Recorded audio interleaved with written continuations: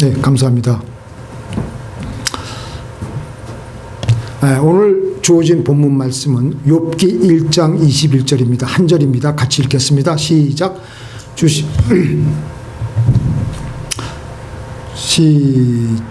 제가 두 번을 적었네요. 한 번만 하면 될 것 같습니다.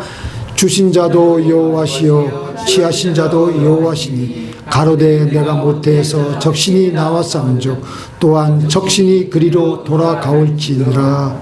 아멘. 그래서 제가 그냥 설교 제목도 이렇게 했습니다.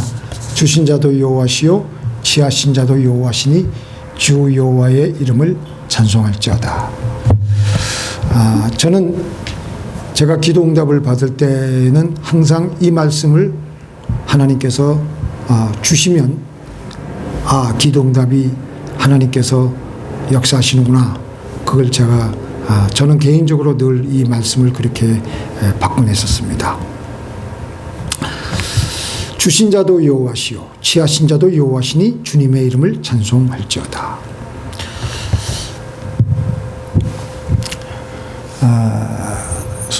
서울 한국에 있는 그 하나교회 어느 개척교회 목사님 사모가 아이가 태어날 때부터 미숙아로 태어나서 아주 태어나는 순간부터 가슴을 졸이게 하더니 생후 몇 개월이 돼서도 계속해서 큰 수술을 2번이나 받으며 가슴을 조마조마하게 하면서 아이가 응급실을 오고 가고 하는 것이었습니다. 근데 이 사모가 느낀 것이 아이의 병 때문에 내가 할 수 있는 일은 아무것도 없다. 근데 그 와중에 기도하면서 하나님께서 그 사모에게 주신 말씀은 상한 갈대를 꺾지 아니하신다. 이사야서 42장 3절 말씀을 붙들고 그렇지, 상한 갈대를 꺾지 아니하시는 하나님. 그러면서 하나님께 자기의 아들의 모든 생사 여부를 하나님께 맡기기로 결정하고 겨우 마음에 평안을 얻게 된 겁니다. 유치원 들어가고 이제 그러면서 아이가 초등학교 들어가서 건강이 많이 회복이 되어 가는데 중학교 2학년 때쯤 돼서 갑자기 아이가 학교를 중퇴하고 혼자 집에서 공부하겠다고 선언을 한 거예요. 아니, 이 아이가 어릴 때 그렇게 그만큼 속을 새겼으면 됐지. 또 이제 그 당시 그 사모가 처한 상황이 남편은 잘 나가던 대기업을 사표를 내고 그만두고 신학교 입학해가지고 막 이제 개척교회를 시작할 때였는데 개척교회 목사 사모로서 하는 것도 아주 버거워서 힘든데 아이까지 저 모양이니까 아들이 나 학교 안 다니고 집에서 혼자 공부해서 대학 갈 거야 엄마. 엎친 데 덮친 격이지요. 그러니까 사모와 목사의 마음이 무너지는데 그 남편 목사가 일주일간 금식 기도하고 나서 그 사모에게 우리 주님께 아들에 대한 모든 주권을 하나님께 다 맡기자. 그리고 나서 두 부부는 하나님께 맡겼는데 집에 이제 학교를 자퇴하고 중퇴하고 온 아들이 이제 그러면 맡겼으면 더 잘 돼야 될 텐데 그때부터 아이가 집에 와가지고 만화만 보고 게임만 하고 속이 뒤집어지는 겁니다. 분노가 치밀어가지고 견딜 수가 없어가지고 그냥 불불불 떠는데 집에서 빈둥거리는 아들에게 밥상을 차려주려니까 얼마나 화가 나겠습니까? 그때 하나님께서 어떤 말씀을 주셨냐면은 내 원수가 줄이거든 먹이고 목마르거든 마시게 하라.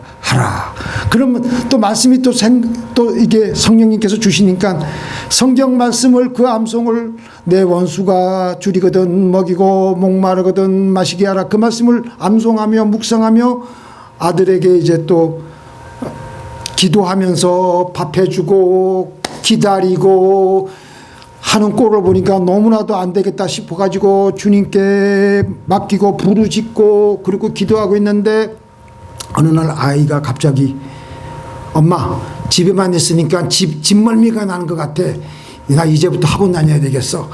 그래가지고 열심히 공부를 하더니만 그해 고입 검정시험, 대입 검정시험을 차례로 다 붙더니만 만 15세에 연세대학교 법과대학에 합격을 하고, 그리고 4학년 때 최연소 21세에 최연소로 사법시험에 합격을 해가지고 변호사가 되었습니다. 장혜영 사모가 이제 그때 그 모든 것을 지나고 나서 이런 말을 합니다. 부모도 어쩌지 못하는 최악의 순간이 오면 그저 밥 해먹이고 기도하고 기다리고 하나님 앞에서 우는 일밖에 다른 도리가 없다는 것을 그때 배웠다. 아무리 걱정돼도 나보다 자녀를 더 사랑하시는 하나님만 의지하자. 기도하고 기다리면 아이는 하나님이 키워주신다. 아이의 인생 전체를 섭리하시는 분은 하나님이지 부모가 아니다. 이분이 이제 남긴 고백이에요. 제가 이 사모의 이 책에 쓰인 이걸 보면서 그래, 이거 어쩜 우리 얘기하고 똑같냐.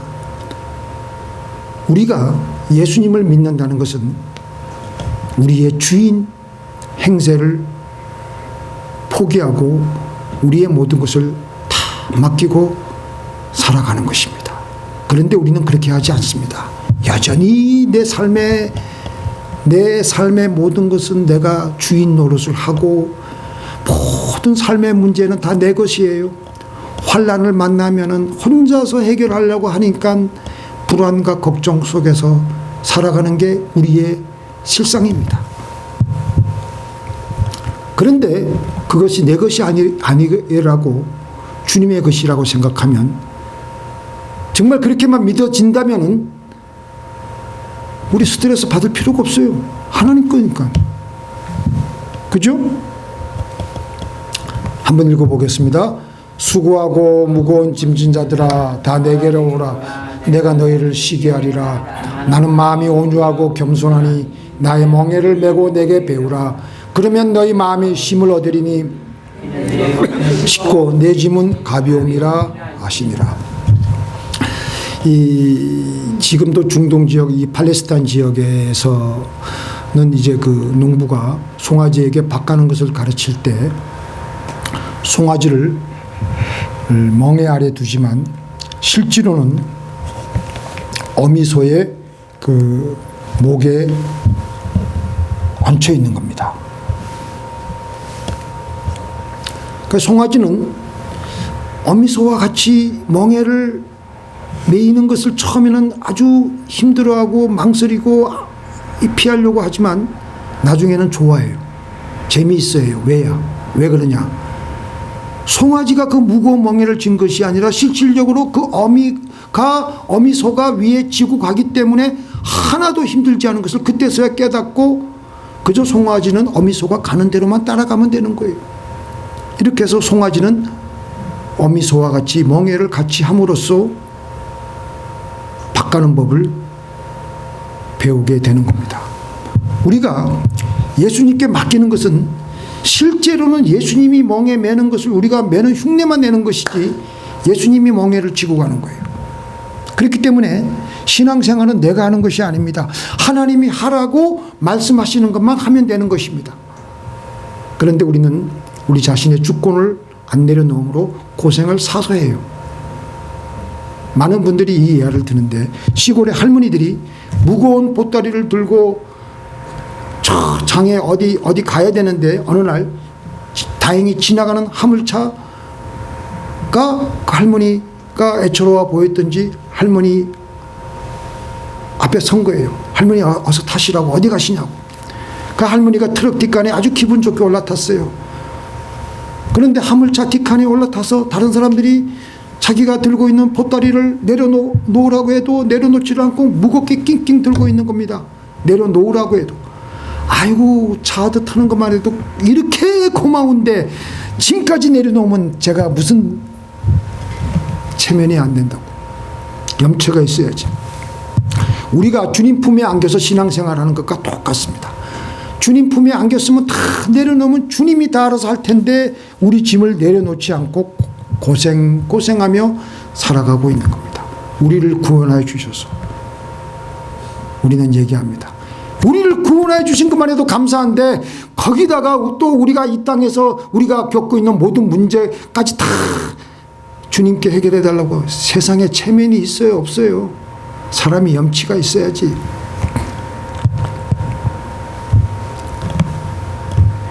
그렇게 생각하고 우리는 짐을 내려놓지 않는 건지, 우리 고집이 안 내려놓는 건지, 하여튼 우리는 문제가 많습니다. 그렇게 하나님을 잘 믿으면서도 자기의 짐을 안 내려놓고 힘들게 살아오다가 마지막은 아니죠. 인생 중반에 자기의 모든 삶의 주권을 내려놓고 하나님께 맡겼던 분이 대표적으로 야곱입니다. 언제냐? 창세기 32장입니다. 이 창세기 32장 오늘 여러분들 집에 가가지고 한번 쭉 한번 읽어보세요. 야곱이 자기의 주권을 포기하고 있는 그 과정들이 아주 드라마틱하게 나오고 있어요. 일찍이 야곱은 어렸을 때 자기 형을 속이고 아버지 장자권의 축복을 가로챘지 않습니까?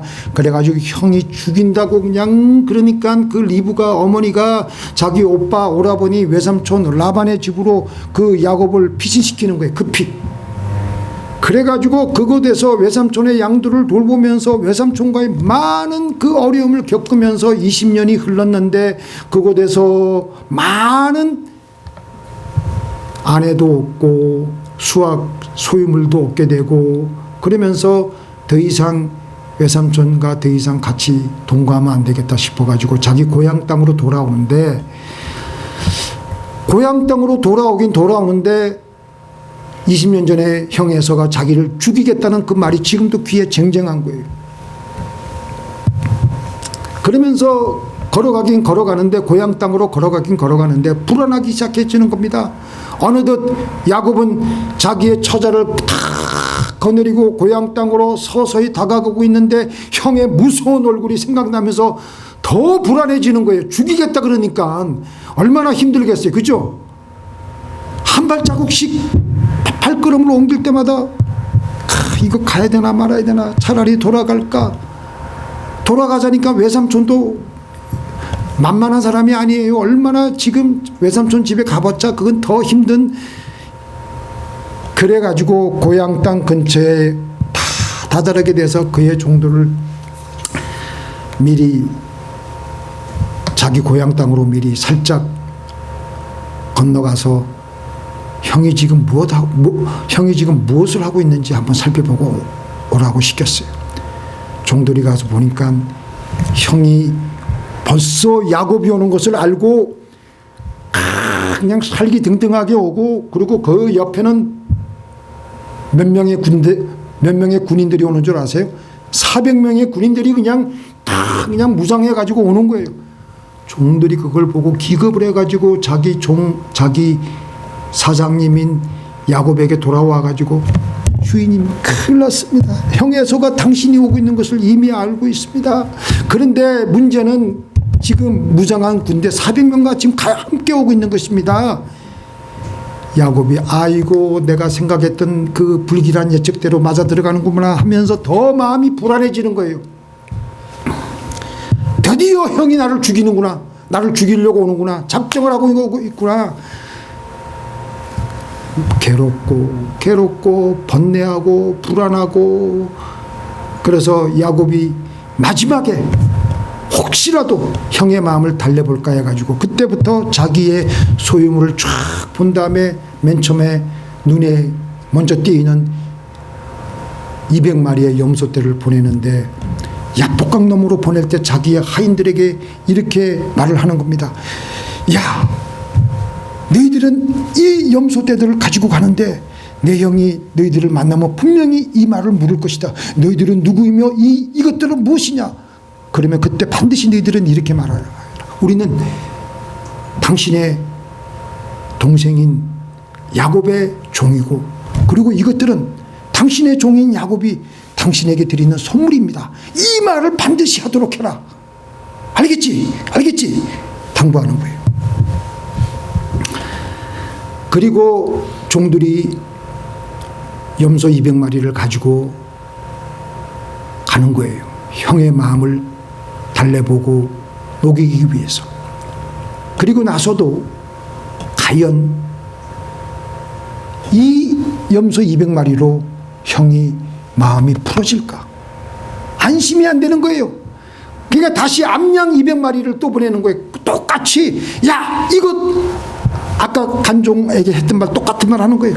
이거 너희 우리가 우리 형에게 이거 줄 때 우리 형을 만나고 이 암양 200마리를 줄 때 암양 200마리를 가지고 갈 때 너희 우리 형이 반드시 물을 것이다. 이것은 우리는 당신의 동생인 야곱의 종이고 이 양들은 당신의 종인 야곱이 당신에게 드리는 선물입니다. 그렇게 또 하라고 시키는 거예요. 암양 200마리, 그 다음에 30마리의 낙타, 40마리의 암소, 계속 그렇게 보내도 마음은 여전히 걱정스럽고 불안하고 염려가 되고 초조하고 두려움에 휩싸이는 겁니다. 마지막으로 황소 10마리, 또 암낙이, 그래도 마음이 진정이 안 되는 거예요. 염소 200마리부터 시작해가지고 암낙이까지 그 지평선에, 영화로 보면 그 지평선에 그 야곱의 모든 소유물들이 그냥 늘어질 대로 늘어져 가지고 그렇게 있는 것을 보면은 야곱의 마음을 우리는 느낄 수가 있습니다. 그렇게 해서 이제 야곱이 가지고 있던 모든 소유물은 다 형에게 뇌물로 다 바쳐졌고 야곱의 수중에는 아무것도 남지 않게 되었습니다. 이제는 자기에게 두 아내의 몸종과 두 아내와 그들의 자녀들만 있었습니다. 먼저 비라와 실바를 보내고 그 아이들도 보내고 그리고 이제 두 아내를 보내는데 먼저 조금 덜 사랑하는 레아와 그 자식들을 먼저 보냅니다. 그리고 라헬과 그 자식들도 보냅니다. 마지막으로 야곱만 두려움에 떨면서 형이 나를 죽이러 오는구나. 형이 나를 죽이러 오는구나. 이제 야곱이 야복강 나루터에서 하나님의 천사와 씨름합니다. 축복해 주지 않으면 당신을 보내지 않겠다고 밤새도록 가는데 마침내 자기의 한도뼈가 부러지고 나서야 그는 이스라엘로 거듭나게 되었던 것입니다. 하나님 마음대로 하시옵소서. 하나님이 하라고 하는 대로만 하며 살아가겠습니다. 하나님이 나를 죽이시면 죽이시는 대로, 살리시면 살리시는 대로 알아서 하십시오. 내가 가지고 있는 거 다 내 것 아닙니다. 다 당신의 것입니다. 하나님께서 하라고 하는 대로 하겠습니다. 그 한도 뼈가 부러졌으니까 여기 이 뼈가 부러졌으니까 어떻게 걷겠어요? 쩔뚝 걷는 거예요. 그렇게 해가지고 에서를 만나게 되는데 에서가 이놈의 새끼 죽일 듯이 달겨들고 옆에 400명의 군사가 같이 가는데 그 자기 동생이 쩔뚝쩔뚝 하면서 아무것도 없이 혼자서 걸어오는 것을 보니까 이거 20년 만에 만나는 동생이 쩔뚝쩔뚝 걸어오니까 얼마나 마음이 애잔해 보이고 불쌍해 보였겠습니까? 바로 그 마음을 하나님께서 주신 것이지요. 그러니까 에서가 먼저 달려가서 야곱을 끌어안고 그리고 길을 안내하고 도와주겠다고 할 정도로 형의 마음은 어느새 눈 녹듯이 풀어져 있었던 것입니다. 하나님께 맡겨야 됩니다. 야곱이 왜 고생했습니까? 힘들어서 고생했습니까? 하나님께 맡기지 않았으니까. 자기 혼자 애끓고 자기 혼자 불안해하고 자기 혼자 스트레스 받고 자기 혼자 미치도록 고민하고 번뇌하고 혼자서 고생하며 살아왔다가 이제부터 야복강 나루터 분이엘의 아침이 지나간 다음부터는 그의 모든 짐을 하나님께 완전히 내려놓은 겁니다. 오늘 본문 보니까 욥은 동방에서 그렇게 많은 축복을 받았습니다. 자녀의 축복, 재물의 축복, 이루 말할 수 없는 축복을 많이 받았습니다. 그런데 하루는 사탄이 하나님께 나와서 뭐라 그랬습니까? 당신의 종 욥이 까닭없이 하나님을 그렇게 잘 경외하겠습니까? 그래서 결국은 사탄이 하나님으로부터 허락을 받고 욥의 생명 외의 모든 것을 다 가져가는 것이었습니다. 하루아침에 욥의 모든 재산이 날아가고 자식들이 죽어나가기 시작하는 것이었습니다.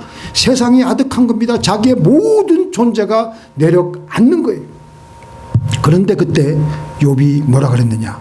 주신 자도 여호와시요 취하신 자도 여호와시니 주 여호와 하나님의 이름을 찬송할지어다. 내가 이렇게 처참하게 무너졌어도 나의 주인 되신 분이 그렇게 허락하셨다면 나는 나의 주권자 되시는 하나님을 그저 찬양할 따름이다. 때로는 찬양이 나오기 힘들지만 눈에서는 눈물이 나면서도 하나님께 찬양을 하겠다는 것입니다. 주신 자도 여호와시요 취하신 자도 여호와시니 주 여호와 하나님의 이름을 찬송할지어다. 내 인생 내 것이 아니라는 것입니다. 내가 가진 모든 것 내 것이 아니라는 것입니다. 그래서 주님을 찬양할 뿐이라는 것입니다. 우리는 이 땅을 다 스쳐 지나갑니다. 우리에게 다가올 수많은 삶의 슬라이드들이 우리 곁을 왔다가 스쳐 지나갑니다. 우리 어떻게 지나갈 것인가?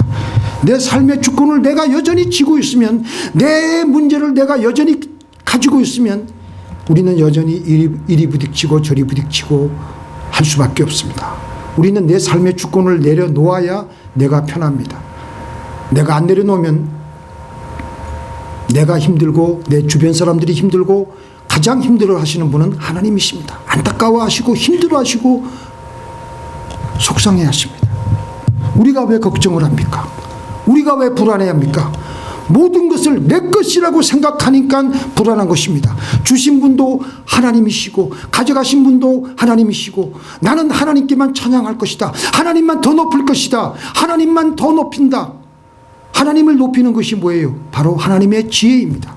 하나님께서 말씀하고 있는 지혜는 과연 어떤 것입니까? 같이 읽겠습니다. 또 사람에게 이르시기를 주를 경외함이 곧 지혜요 악을 떠남이 명철이라 하셨느니라. 미가서 여호와께서 성읍을 향하여 완전한 지혜는 주의 이름을 경외함이니 너희는 매를 순위 받고 그것을 정하신 자를 순종할지니라. 여기 두 성경 말씀이 지혜는 하나님을 경외하는 것이라고 했습니다. 경외하는 것은 주님을 높이는 것입니다. 욥이 한 것처럼 주님의 이름을 찬양하는 것입니다. 문제가 다가와서 우리가 어려울 때 우리가 더 힘든 것은 주님께 맡기지 않고 주님을 높이지 않고 내가 높아지려고 하는 데만 관심이 있기 때문입니다. 내가 높아지려고, 내가 손해 안 보려고, 내 중심.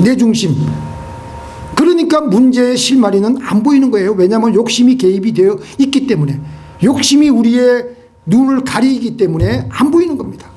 우리는 본능적으로 내가 잘 되어야 되겠다, 내가 손해보면 안 되지 하면서 주판화를 이리 튕기고 저리 튕기고 이리 재보고 저리 재보고, 그러나 문제의 실마리는 보이지 않습니다. 우리가 있는 힘을 다해서 하나님을 기쁘시게 하다가 보면은 문제는 풀려가고 시험거리를 극복할 수 있습니다. 지혜는 주님을 경외하는 것입니다. 문제가 있을 때 우리는 주님을 높이는 것입니다. 욥처럼 주님을 찬양하는 것입니다. 주님의 입장을 먼저 생각하는 것입니다. 나는 새해도 좋사오니 망해도 좋사오니 나를 통해서 주님만 영광을 받으시면 감사합니다. 만족합니다.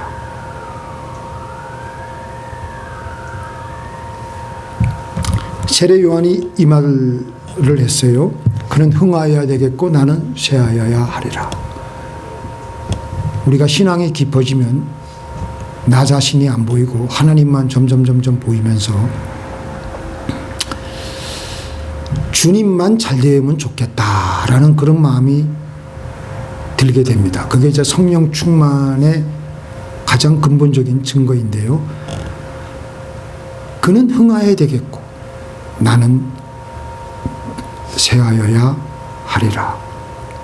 밤낮 광야에서 기도를 하였던 세례 요한의 입에서 나온 고백입니다. 문제가 생겼을 때 욥은 두말하지 않고 하나님의 처분에 맡기고 하나님의 행사를 찬양하였습니다.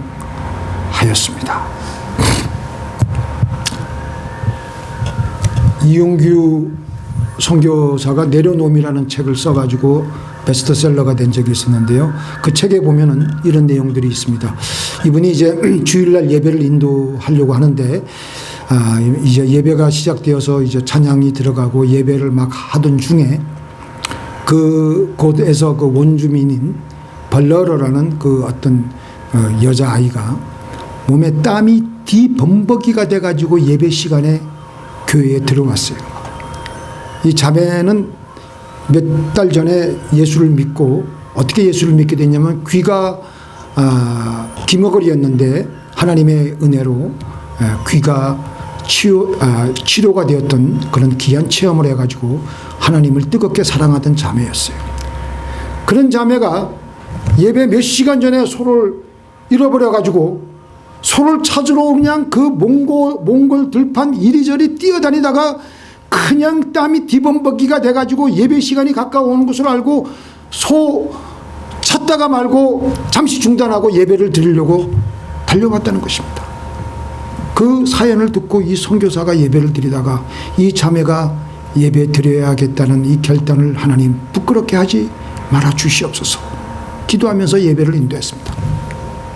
예배를 마치고 나니까 밖에서 소의 울음소리가 들리는 거예요. 잃었던 소가 집이 아닌 예배 초소로, 본래로 자매가 보고 있는 그 예배 초소로 오도록 하나님께서 역사하신 거예요. 내 것을 내려놓으니까 하나님께서 찾게 해주신 것입니다. 내려놓아야 우리는 살 수가 있습니다. 그래서 온유해야 고난이 끝난다는 말이 맞는 말입니다. 온유는 하나님이 우리를 어떻게 이끌고 가시든지 상관없는 상태입니다. 하나님이 하라고 하시는 대로만 하려고 하는 상태입니다. 물론 온유해도 계속해서 인생의 고난과 문제는 다가오게 되어 있습니다. 그러나 그 온유한 사람은 절대 하나님께 맡기고 하나님 말씀대로 살아가기 때문에 하나님을 있는 힘을 다해서 높임으로 고난이 다가와도 고난으로 느껴지지 않고 또 고난은 그렇게 하게 살기 때문에 고난이 비껴가고 해결되어 가는 것입니다. 그렇기 때문에 온유한 사람에게는 고난이 실질적으로 끝나게 된 것입니다. 본문의 욥의 고백은 의미심장합니다. 모든 것을 하나님이 주셨고 또 그것을 하나님이 가져가셨는데 내가 거기에 대해서 무슨 할 말이 있다고 그저 그분에게 찬송하는 것밖에 더 있겠느냐. The Lord gave, the Lord has taken away, the blessed be the name of the Lord. 주신 자도 여호와시요 취하신 자도 여호와시니 하나님의 이름을 찬송할지로다. 욥의 영적인 상태가 얼마나 온유하다는 것을 우리가 알 수가 있습니다. 우리 심령 가운데서 하나님을 더 높이고 또 내 생활 가운데서 하나님을 더 높이며 하나님께 우리의 모든 문제를 맡기시며 걸어 나가시는 저와 여러분이 되기를 예수님의 이름으로 축원드립니다. 자, 기도하시겠습니다.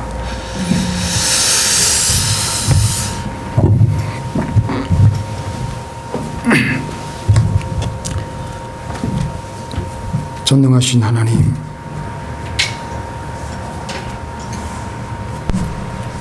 우리가 가지고 있는 모든 것, 나의 생명, 나의 존재조차도 주님의 것이올진데 모든 것을 주님이 주셨사오니 내가 잘되든지 못되든지 흥하든지 망하든지 성하든지 쇠하든지 관계없이 주님만 더 높이고 주님만 찬송하겠습니다. 주님 하라고 하면 하겠고 하지 말라 그러면 하지 않겠습니다. 주님만 더 높이겠습니다. 주신 자도 여호와시요 취하신 자도 여호와시니 주님의 이름을 찬송할 뿐입니다. 예수님의 이름으로 기도를 드리옵나이다.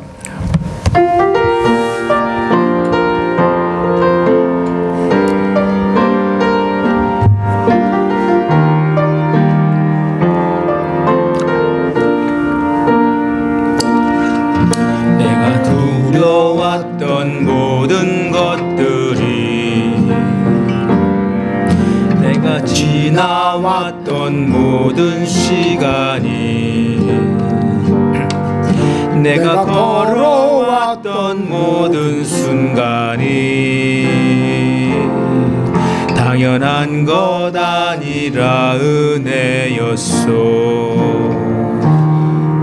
아침 해가 뜨고 저녁에 노을, 봄의 꽃향기와 가을의 열매, 변하는 계절의 모든 순간이 당연한 것 아니라 은혜였소. 모든 것이 은혜, 은혜, 은혜, 하나는 은혜. 내 삶에 당연한 것 하나도 없었던 것을 모든 것이 은혜였소. 내가 이 땅에 태어나 사는 것, 어린아이 시절과 지금까지 숨을 쉬며 살며 꿈을 꾸는 삶, 당연한 것 아니라 은혜였소. 내가 하나님의 자녀로 살며 오늘 찬양하고 예배하는 삶, 복음을 전할 수 있는 축복이 당연한 것 아니라 은혜였소. 모든 것이 은혜, 은혜, 은혜, 한없는 은혜. 내 삶에 당연한 것 하나도 없었던 것을 모든 것이 은혜였소. 내가 누려왔던 모든 것들, 누려왔던 모든 것들이 내가 지나왔던 모든 시간이 내가 걸어왔던 모든 순간이 당연한 것 아니라 은혜였소. 아침 해가 뜨고 저녁에 노을, 봄의 꽃향기와 가을의 열매, 변하는 계절의 모든 순간이 당연한 것 아니라 은혜였소. 모든 것이 은혜, 은혜, 은혜, 한없는 은혜. 내 삶에 당연한 것 하나도 없었던 것을 모든 것이 은혜였소. 전능하신 하나님, 내가 이 땅에 태어나 지금까지 숨을 쉬고 걸어오고 살아가며 지나왔던 모든 순간이 하나님의 은혜였습니다. 앞으로 우리가 이 땅에서 얼마나 살아갈지 모르겠지만 그 시간들도 은혜가 될 줄로 믿습니다. 하나님, 우리의 남아있는 여생, 우리에게 주어진 모든 것을 하나님께 맡기고 그저 하나님만 찬양하며 하나님만 더 높이며 걸어가는 우리의 복된 인생길 되게 하여 주옵소서. 오늘도 하나님께서 주신 우리들에게 주신 일용할 양식의 일부를 떼어서 하나님께 내어놓습니다. 하나님 받으시고 축복하여 주시고 역사하여 주옵소서. 이 예물이 쓰여지는 곳마다 하나님의 생명의 구원의 역사가 이루어지게 하여 주시옵소서. 예수님의 이름으로 기도를 드리옵나이다.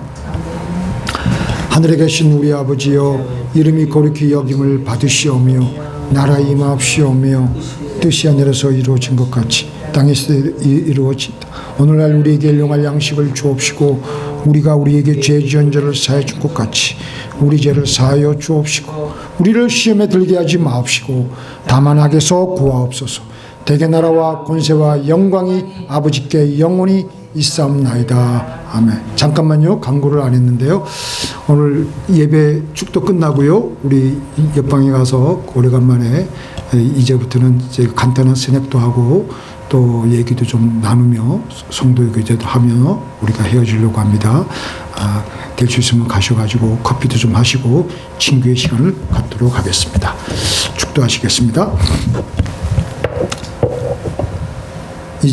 이제는 우리 주 예수 그리스도의 은혜와 우리 하나님 아버지의 그 크신 사랑과 성령님의 교통하심이